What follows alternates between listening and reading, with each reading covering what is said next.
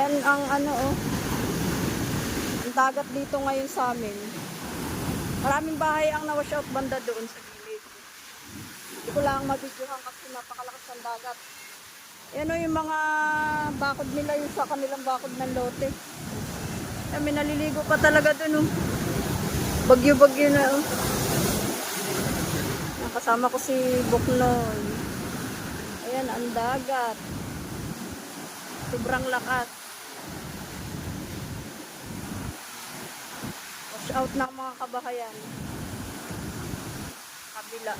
Doon sa laki ko pinupistuhan. Ayun.